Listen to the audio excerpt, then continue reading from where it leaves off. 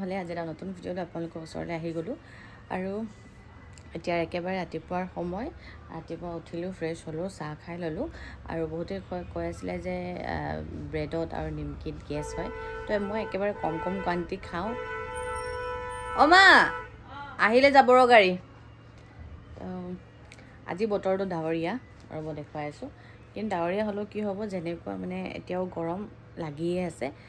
ৰাতি আধা ৰাতিৰ পৰা বৰষুণ দিছিলে যদিও মানে ধৰক বৰষুণ দিও লাভ নাই এতিয়া আকৌ চোকা ৰ'দ দিব চাগে এতিয়া উঠো কৰি আছে তেওঁলোকে বৰ্তমান উঠা নাই বাকী ভিডিঅ'টো আৰম্ভ কৰিলোঁ চাই যাব ভিডিঅ'টো একেবাৰে শেষৰলৈকে আৰু মা কাপোৰ ধুই আছে বেটাৰ ভাগৰ আৰু ডেইলি সেইটো সদায় ওলাব তো চাই থাকিব ভিডিঅ'টো একেবাৰে শেষৰলৈকে আৰু যেতিয়াৰ পৰা আপোনালোকে মনা কৰিলে ব্ৰেড আৰু নিমকিৰ কথা মই একেবাৰে এৰি দিলোঁ আৰু এইফালে বতৰটো আপোনালোকক এবাৰ দেখুৱাই দিছোঁ আৰু ৰছীকেইটাও দেখুৱাই দিছোঁ কাপোৰ মেলা একেবাৰে খালী হৈ আছে আৰু এয়া মা কিবাকিবি ঢেৰ গছ লগাইছে লাহে লাহে আৰু চাবলৈও খুব ভাল লাগে কিন্তু এতিয়া মানে এইফালে যেতিয়াই বৰষুণ দিয়ে তেতিয়াই কি হয় চোতাল সেমেকি যায় কিন্তু আকৌ যেতিয়া ৰ'দ দিয়ে গোটেইখিনি চাফা তাফা কৰা হয় চাফা তাফা বাৰু কৰিয়ে থাকে আকৌ ধুনীয়া হৈ যায় বাকী এইডোখৰতে আমাৰ কাপোৰ চাপোৰ মেলা হয় এতিয়া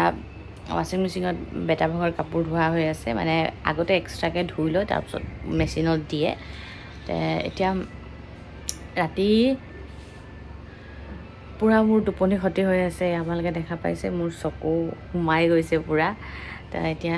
মা বহুতখিনিয়ে চাই দিয়ে এটা সাজে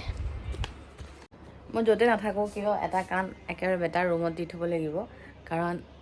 এতিয়া সি ক'ব চব নোৱাৰে তাৰ মুখত কাপোৰ চাপোৰ পৰি থাকিব পাৰে তো সেইটো কাৰণে এটা কাণ মানে বেটাৰ ওচৰত থ'বই লাগে আৰু এতিয়া বেটাৰ ওচৰৰ পৰা আঁতৰিও আহিব নিদিয়ে বাৰু তো সেইটো কাৰণে আৰু মইতো বাৰু ৰুমতে এতিয়া তো মা যাব বেংকত তো ভাবিছোঁ মা বেংকৰ যোৱা আগে আগে মই ফ্ৰেছ হৈ আজৰি হৈ যাওঁ বেটাকো গা পা ধুৱাব আহিব নহয় মালিচ কৰাব আহিব তো সেইটো কাৰণে গোটেইবোৰ ৰেডি কৰিব লাগিব মা থাকোঁতে যদি নকৰোঁ অসুবিধা হৈ যাব চিনে আৰু মই অকল থাকিলে মানে অসুবিধা হ'ব তো সেইটো কাৰণে চিনে ঘৰৰো কাম কৰিব লাগিব ন তাই ভাবিছোঁ এতিয়া মই ফ্ৰেছ হৈ লওঁ মই কাপোৰ চাপোৰ উলিয়াই ল'লোঁ এতিয়া মা যাব দিব গৈছে যাব দিব আহিলে আৰু মই যাম ফ্ৰেছ হ'বলৈ কাৰণে বাকী মোৰ আপোনালোকে দেখা পাইছে এতিয়া মুখখন কি গতি হৈ গৈছে এতিয়া লাহে লাহে মই নিজকে অকণ ঠিক ঠাক কৰিছোঁ তো মই আজি ভাবিছোঁ ভালদৰে ফেচ ৱাছ কৰিম কাৰণ আজিকালি ফেচ ৱাছ কৰিবলৈ মই সময় নাপাওঁ তো ভাবিছোঁ আজি তাকেই ভালদৰে ফেচ ৱাছ কৰিম নহ'লে মানে ঝটপট কৰোঁ আৰু আহি যাওঁ আৰু মই কোনটো ফেচ ৱাছ কৰিম জানেনে বাৰু নতুন ব্ৰেণ্ডৰ লৈছোঁ আৰু অলপ দিনৰ পৰা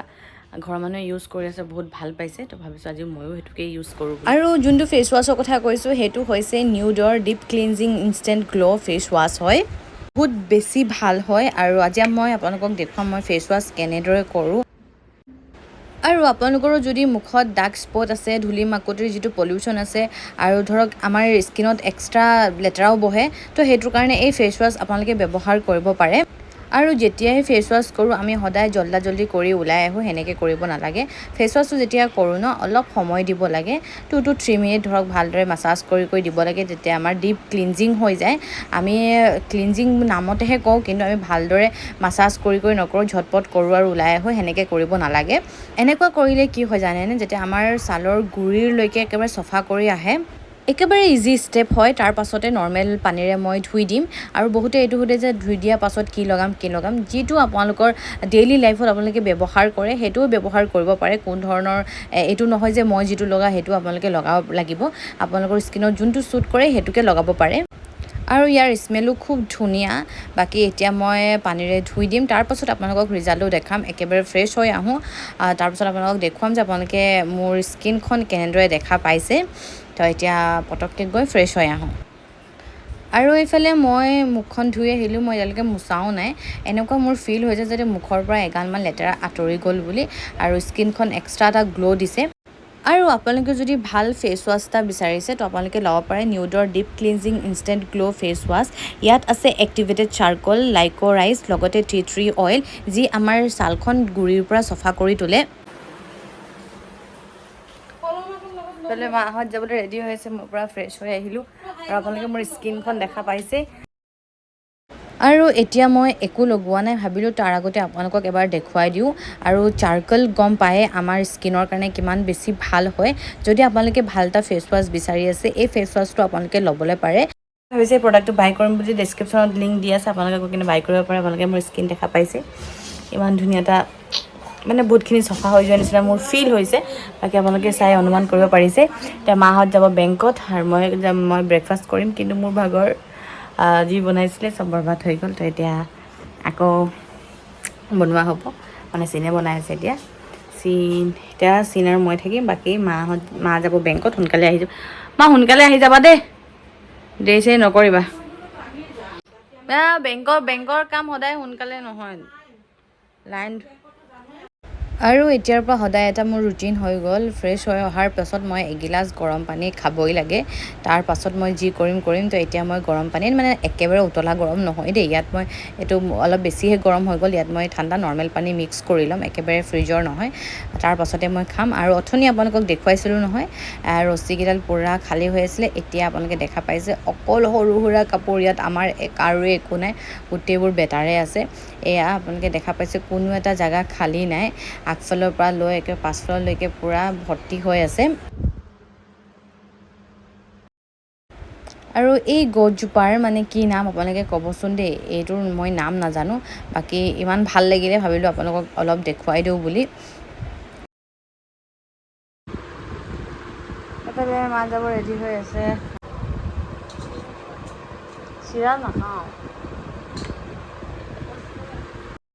আৰু সেইদিনা ডক্টৰ দেখুৱাইছিলোঁ যে, ডক্টৰে বেটাক এয়া দৰৱ দিছে আৰু তাত দিছে, অকল 2টা দৰৱে দিছে আৰু খাই আল্লাইকত বহুত ভাল পাইছে বেটাই এতিয়া। আৰু আজি মোৰ দুপৰীয়াৰ সাজ একেবাৰে চিম্পল খানা, আৰু মানে কোনো ধৰণৰ মা মছলা নাই। এয়া আপোনালোকে দেখা পাইছে, এইটো ৱাইপছ, অলৰেডি মোৰ 2টা ৱাইপছ শেষ হ'ল, এইটো 3 নম্বৰ ৱাইপছ হয়। এইটো 2 নম্বৰ পেকেট আছিলে, 1 নম্বৰটো শেষ হ'ল, এইটো 2 নম্বৰ, এইটো 3 নম্বৰ, আৰু এটা পেকেট আছে, 4টাকৈ আছিলে। আৰু এতিয়া যিহেতু ৰাতি হৈছে, মই ৰুমৰ পৰা, মানে সেইটো ৰুমত আমি আছিলোঁ, তাৰপৰা আমি ইয়াত আহি গ'লোঁ। তো সেইটো কাৰণে তাতে গোটেইবোৰ বস্তুটো, চাউণ্ড কমা ভাইটি, সদায় একেটা কথা ক'ব লাগে।